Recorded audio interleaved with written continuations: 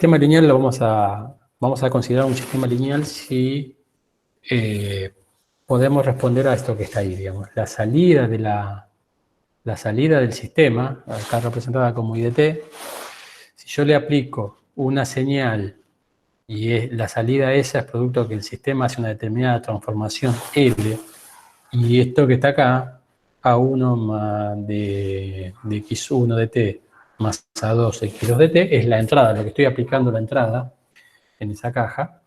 Si yo le aplico la suma de dos señales, la salida la puedo calcular haciendo el proceso que hace esa caja de las dos señales o haciéndolo señal por separado el proceso y sumándolas. Si yo puedo hacer esta operación matemática, digo que esa caja es un sistema lineal. Esto es decir, puedo aplicar superposición. ¿Y cómo podemos hacer para evaluar esto en un ensayo? A decir, bueno, tengo esta caja, ¿es un sistema lineal o cuál lineal es? Lo que podemos hacer es generar estas dos señales como dos tonos, o sea, x1 de t, manejarla como a sub 1 coseno de omega 1t, y la otra señal a sub 2 coseno omega 2t. Y ver que si yo a la entrada le puse componentes espectrales en dos frecuencias, F1 y F2, a la salida tengo que tener solo esas dos componentes de frecuencia. Si tengo otras cosas, más allá del ruido, o sea, el ruido complicado de verlo acá, digamos, contarlo acá, es mejor vivirlo, lo vamos a tener, o sea, vamos a tener componentes espectrales en todos lados, porque el ruido es inevitable y está en todas las frecuencias, pero deberíamos ver marcadamente potencia importante en F1 y F2, lo que me está marcando de que ese sistema es un sistema lineal. Si me aparecen otras componentes, ese sistema ya no lo tengo que pensar como un sistema lineal. Algo está haciendo ahí que deja de ser un sistema lineal. ¿Correcto? Como siempre, si hay dudas, me paran, escriben por el chat o toman el micrófono, no hay problema por eso. También vamos a decir que un sistema es invariable en el tiempo, además de lineal, si, dado una determinada entrada, yo tengo una salida, o si esa entrada la demoro un cierto tiempo, tengo la misma salida demorada el mismo tiempo. Esto es decir que el sistema no tiene memoria, no tiene en cuenta lo que le sucedió previamente como para dar la salida. La salida responde a la entrada, esa entrada yo la demoro, la salida también se demora. Entonces ahí ya vamos a hablar de lo que se llama LTI, de sistema lineal e invariable en el tiempo. ¿Está bien? Matemáticamente es importante estudiar cómo es la respuesta al impulso de un sistema lineal e invariable en el tiempo. Para eso, deberíamos pensar que le aplicamos a la entrada, a ese dispositivo, a ese sistema lineal e invariable en el tiempo, una delta de Dirac a la entrada, y lo que vamos a sacar a la salida es una señal que la vamos a denominar respuesta al impulso. El impulso es la delta de Dirac que le aplicamos a la entrada. En general todos los libros están de acuerdo en llamar la h de t a esa respuesta temporal de la señal. ¿Y por qué es útil estudiar o obtener cuál es la respuesta al impulso? Es importante conocer cuál es esa h de t, porque si yo conozco h de t, yo puedo conocer cualquier señal de salida ante una entrada obviamente distinta a una delta de Dirac. Muy bien. Directamente la transformada de Fourier de la respuesta al impulso me está dando cómo es la característica de transferencia de la caja del sistema lineal que estoy estudiando, y consecuentemente la respuesta en frecuencia de la salida va a ser la respuesta en frecuencia, lo que yo puse a la entrada, multiplicado por esta transferencia, que es la transformada de Fourier del impulso. ¿Está bien? O la salida en el tiempo es la convolución de lo que yo pongo a la entrada en el tiempo, convolución ¿con quién? Con la respuesta al impulso. Interpretándolo esto físicamente es, ¿por qué es interesante conocer la respuesta al impulso? ¿Por qué? ¿Qué características tiene en el dominio de las frecuencias una delta de Dirac, un impulso? Va la primera pregunta de la noche. ¿Es ruido? Es ruido y es uno. A ver, alguien que aporte otra visión. Lo de uno me gustó, lo de ruido no tanto. Está cerca lo del concepto de ruido, pero va más al lado del uno. ¿Y ese uno qué significa? A ver si alguien lo puede ayudar a Nicolás o al que dijo ruido. ¿Qué característica tiene una delta de Dirac en el tiempo desde el punto de vista espectral? Está una constante. Es infinita, ¿sí? Es constante en el punto de vista espectral, es constante en todas las frecuencias. Exactamente, o sea, ese 1 que dice Nicolás está diciendo, tengo un determinado valor 1 o n, digamos, para todas las frecuencias. Creo que si Nicolás fuiste por ahí, era ese el sentido. Y entonces exigirle a la caja es, mira, yo te tiro con todo el espectro, a ver qué haces. Y por eso la transformada de Fourier de la respuesta al impulso es la respuesta en frecuencia de esa caja. Es bueno, yo le tiré con todas las frecuencias. A la salida veo qué me queda. Digamos, ¿bien? Esa es lo interesante de esto. Obviamente esto tiene un problema, esto matemáticamente es muy lindo, pero tiene un problema que inmediatamente lo vamos a descubrir. Si HDF es la respuesta en frecuencia de la caja, el módulo al cuadrado de HDF nos va a dar cómo es la ganancia en función de las frecuencias de esa caja. Lo que está diciendo acá esto es la distribución espectral de potencia a la salida se va a responder a la PSD, a la densidad espectral de potencia a la entrada, por la ganancia de la caja. ¿Tá? Transferencia de ganancia de potencia, digamos. O sea, acá tengo una relación que es de tensiones, acá planteo una relación que es de potencias. ¿Okay? El punto, decía, está todo muy lindo, pero esto es una disquisición matemática. Yo no le puedo aplicar a una caja una delta de Dirac, porque una delta de Dirac yo no la consigo. Bueno, una forma de hacer esto es por medio de no una delta de Dirac a la entrada. O sea, la x de t no es una delta de Dirac, sino que lo que planteo es una senoide de una determinada amplitud A y una determinada frecuencia F0, como la que está planteando acá esta expresión que tenemos acá. Si yo planteo esto, yo voy a sacar una foto, una descripción de mi sistema, pero en vez de darle con todo el espectro, como sería entregarle a la entrada una señal que es plana, es constante en todo el espectro, como era la delta de Dirac, en lugar de eso, ¿qué le estoy dando cuando yo a la entrada le aplico esto espectralmente? Opa. Cuando yo le aplico esta señal, x de t igual a coseno omega 0t, espectralmente, ¿qué le estoy dando a esta caja que estoy evaluando? Energía solo en una frecuencia, omega 0. Exactamente, estoy poniendo potencia solamente en F0. Ahora la delta ya no es en el tiempo, es una delta en frecuencia. ¿Está bien? Con lo cual lo que voy a estudiar es una porción muy finita de la señal, de la caja. La voy a estudiar en F0 y por lo tanto voy a tener una respuesta en módulo cómo es, si esa tiene una determinada ganancia o una determinada atenuación, ¿tá?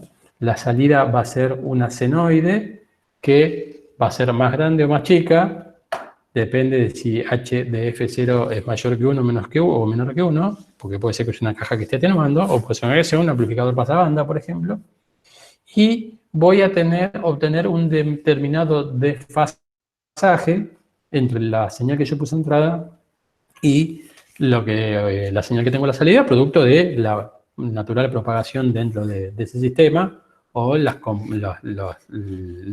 cuestiones físicas que estén interactuando dentro de esa caja. Con esto le saqué la foto, pero no en todo el espectro. Le saqué la foto solamente en un cachitito del espectro, en F0. ¿Cómo debería ser? Como para suplir lo que yo, idealmente, el matemático me propuso, que fue, poner una delta de Dirac a la entrada y sacás el estudio de todo el espectro de esa caja. Yo con un generador de funciones generé una senoide y lo estudié solamente en F0. Está bien, pero quiero hacer un barrido.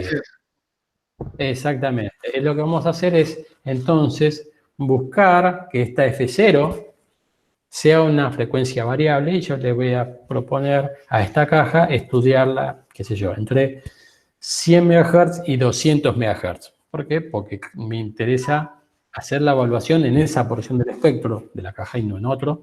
Entonces, yo voy a hacer el barrido entre 100 MHz y 200 MHz de esta F0 y voy a ir colectando cómo es su ganancia de potencia, por ejemplo.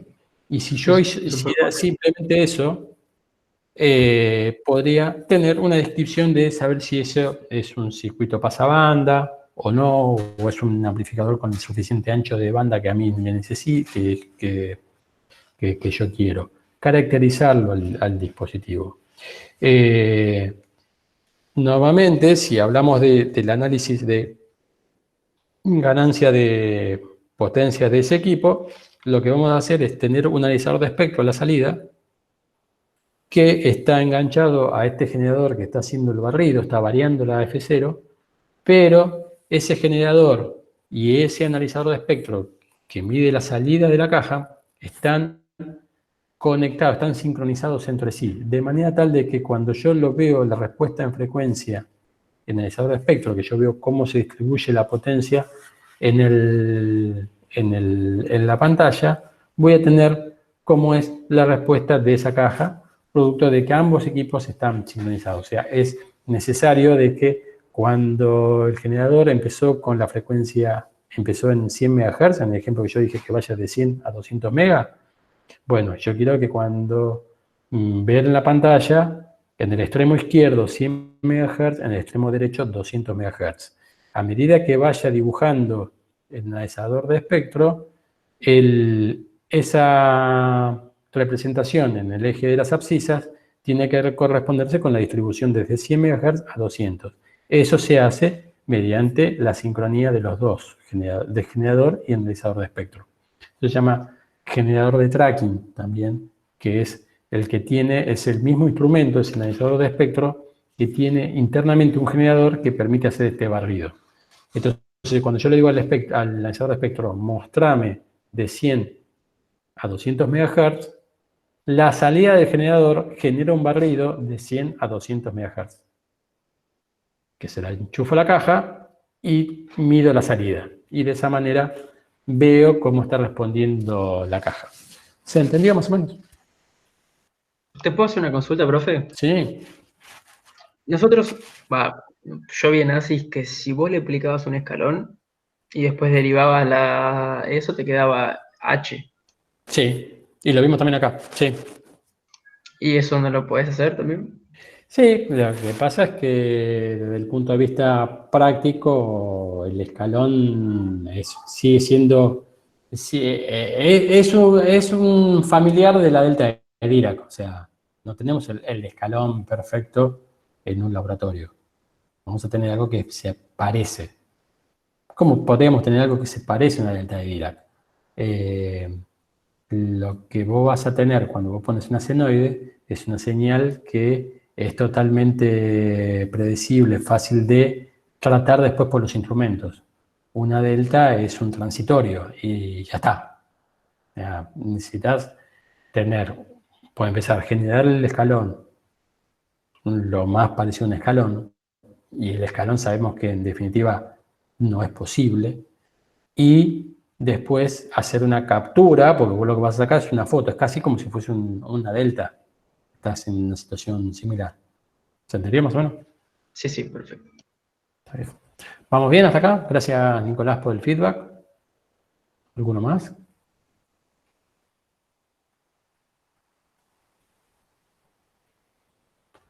Perfecto. Bien, gracias, Constancia. Me distraje, salió un cartel ahí diciendo, no sé, algo extraño de Google Meet. Suele tirar mensajes medio extraños por la plataforma esta. Tuvimos cómo seguir las respuestas y la caja ahora ya le ponemos, ya sabemos que tiene adentro, y lo que tiene es un filtro RC en configuración de pasabajos. Si fuese esa la caja, nosotros podríamos sacar cómo es la respuesta de esta caja a partir de plantear Kirchhoff y plantear la respuesta tanto en dominio temporal como en dominio de las frecuencias, y llegar a obtener cómo es la transferencia de esta caja. ¿Qué casualidad? Se corresponde con aquella que habíamos ensayado la clase pasada, esa transferencia que nos daba 1 sobre 1 más J omega tau. Y esta es la respuesta al impulso. Entonces, si yo aplicase un impulso en un filtro RC. ¿Está bien? Esto también nos permite ver cómo es la transferencia en módulo, y si hago la transferencia en módulo al cuadrado, digo cuál es la ganancia de esta caja en función de la frecuencia, y puedo ver cómo se comporta con la fase entre lo que yo aplico a la entrada y lo que aplico a la salida. Y esto es lo que estamos viendo acá. Calcula por un lado el módulo al cuadrado de la transferencia, y me encuentro con que si grafico esto en función de las frecuencias, obtengo esta característica, donde tengo una frecuencia característica que es 1 sobre 2 pi RC, que esto es la frecuencia a la cual la ganancia cae a la mitad. Obviamente en frecuencia 0 tiene su máximo, obviamente estamos hablando de un filtro pasabajo, y a medida que voy subiendo las frecuencias va cayendo. Yo esta exploración la podría hacer con un generador en función, variando la frecuencia y viendo en qué punto encuentro F0, por ejemplo, y así ir caracterizándolo. Esto ya me da que esta caja, este sistema pasabajo, me va a atenuar ciertas componentes más que otras. Si la señal es una señal pasabanda, va a ocupar alguna porción del espectro. Si esa porción del espectro es pequeña, digamos esto que estoy pintando acá, tenemos la herramienta acá para pintar.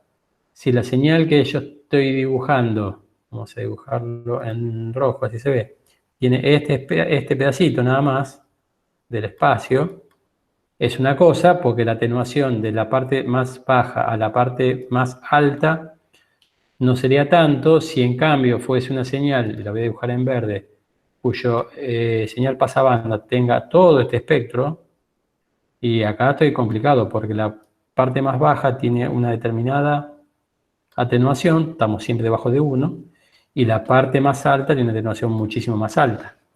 Entonces me está alterando en amplitud las componentes, y ahí estoy en un problema. En general, los medios de los canales, los medios de transmisión, los podemos pensar como un filtro pasabajo. Lo que pasa es que nuestra señal modulada, nuestra señal pasabanda, está más representada por lo que yo dibujé en rojo que lo que dibujé ahora en verde. ¿Está bien? Si yo necesitaría pensar en una señal, porque me dicen, mira, la señal, lo siento, la señal pasabanda tiene este ancho de banda, y no se puede evitar, ¿está bien? Lo que debería buscar es un sistema cuyo ancho de banda sea mayor y esto, en vez de caer así como está cayendo acá, caiga mucho más suave. Perdón, soy muy malo dibujando. Si era malo dibujando en el pizarrón, imagínense lo que soy acá, ¿no?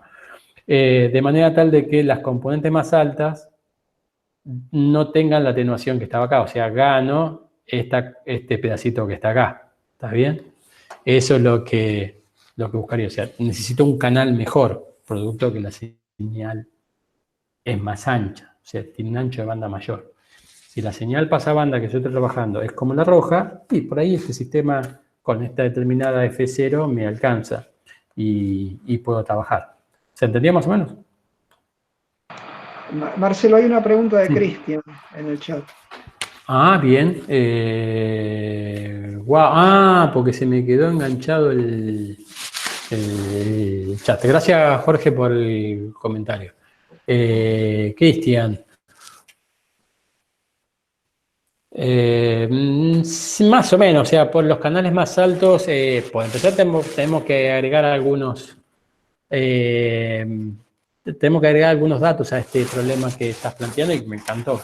Estamos hablando de una distribución, o sea, la señal esa que estamos evaluando, que los canales, por empezar estamos hablando, supongo que televisión. Lo segundo, esa televisión, si es televisión, me dirás ahora, ¿es transmitida por un cable o es transmitida por aire? Y necesitamos esos dos datos. Un cable. Por cable. ¿Y estamos hablando de televisión? Sí. Bien, sí. No, bueno, ahí tenemos otro factor. Los muchachos de la distribuidora de cable hacen ¿viste esto que yo puse acá? Sí. Espera, que todavía tenemos datos. No me digas así si todavía no tenemos. Esta señal que está acá, acá imagínate que son solamente dos canales de televisión. Bueno, hace esta super señal, pero no con A sub 1 y A sub 2. A sub 1, A sub 2 y hasta todos los canales que tenía. No necesariamente todas las A sub n tienen la misma amplitud. O sea, ya de per se, lo que llaman el origen, podés tener diferencias. Después, sí, toda la distribución de cable va a tener distintas respuestas en frecuencia para distintas componentes. No necesariamente va a ser un filtro pasabajo tan bonito como el que acabo de ver, que acabo de plantear, sino que puede tener una respuesta en frecuencia particular. Y ahí verse más afectadas algunas que otras. Pero también hay una componente de origen.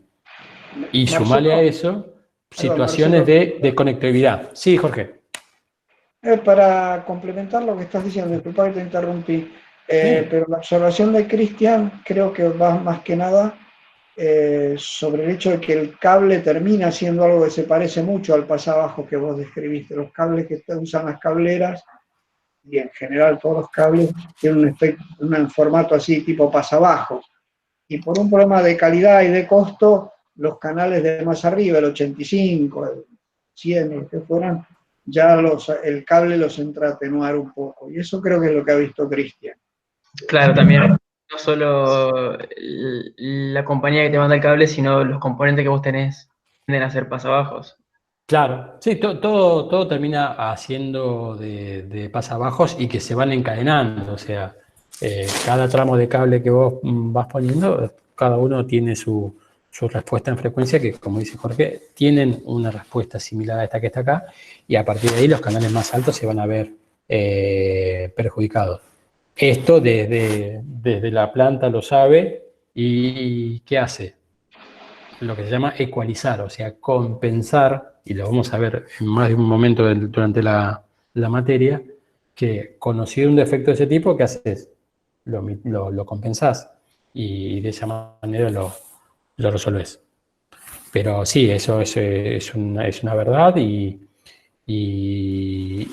es una discusión en cada distribuidora con los proveedores, los generadores de contenido que quieren cada uno estar en los canales más bajos. Y como los canales más bajos son una cantidad finita y Y hay un límite, hay ciertos generadores de contenido que tienen el privilegio de estar en los canales más bajos, y a los demás les tocan los canales de arriba y se arreglan y se la bancan, no hay vuelta. Pero sí, va por ahí la cosa. ¿Está bien, Cristian? Perfecto. Gracias, Jorge, por el comentario. Por favor, faltaría agregar un cachito por las dudas. La descripción que vos, la explicación que diste, Marcelo, es absolutamente correcta y conforme al efecto pasabajo del cable. Tal vez Cristian o algún otro de los alumnos ha visto algo distinto y que a veces de pronto le pareció que fallaban los canales del medio, el canal 47, el 56, y los de arriba no tanto. Y me dice, uy, esto va en contra de lo que acabamos de ver. No es que vaya en contra de lo que acabamos de ver, sino que en ciertas condiciones el cable puede no comportarse exactamente como un pasabajo, fundamentalmente por efecto de desadaptación de impedancia y rebotes. Y se hacen lo que llamamos filtros Peine. Es decir, si la red está absolutamente adaptada, es decir, en ningún nodo, en ningún lugar, en ningún conector hay rebote de señal, medimos un cable y tiene una estructura pasabanda como la que vos dibujaste, Marcelo. Pero cuando hacemos una red grande y ponemos conectores, más que están a la intemperie y se oxidan y esas cosas, empieza a haber rebotes de señal. Y la señal que viaja por el cable yendo y volviendo, a veces se suma en fase y a veces se suma en contrafase, dependiendo a qué distancia está el rebote y dependiendo de la frecuencia del canal que estamos hablando. Y eso hace que a veces se hagan transferencias que no tienen esta estructura pasabajos, sino que pueden tener un cachito de pasabajo y después viene un pasalto, como si tuvieras jorobas. Es lo que se llama un filtro Peine, un filtro comp, que aparece por rebote de señal. No es lo que preguntó Cristian, vos explicaste exactamente lo que ocurre correctamente con el pasabajo, pero por si a alguno le surge la duda de decir, pero en mi casa pasa distinto, veo mal el 33 y veo bien el 47, en general lo que está pasando es eso, desadaptaciones en la red que hacen un proceso que no es el que estamos estudiando ahora. Por el que estamos estudiando vale la explicación. ¿Okay? Gracias, Jorge. Y lo engancho esto que dice Jorge con algo que me gustaría después ensayar a la salida, que cuando terminemos la exposición teórica, o la clase que viene, si nos da el tiempo, que es esto que dice Jorge, se suman dos señales, producto de que hay una desadaptación y hay un rebote y vuelve, pero las dos señales, la de ida y la de vuelta, por así decirlo, son coherentes, y esto es fundamental. O sea, guardan una relación entre ellas dos. Entonces, como guardan una relación entre ellas dos, esa interferencia puede ser productiva, con lo cual genera una ganancia, o puede ser destructiva. Y ahí es donde empieza a aparecer lo que decía Jorge del peine. Bueno, de alguna manera, eso hoy lo vamos a vivir, espero yo, si no da el tiempo, si no, me hacen acordar, lo ensayamos en la clase que viene, entre ejercicio y ejercicio, si Matías and Company me dejan hacer algo a mí en la clase. ¿Se entiende lo que digo? O sea, son perturbaciones, pero como son de la misma señal, guardan coherencia y eso es fundamental. Un poco, ¿te parece, Jorge, lo que estoy diciendo?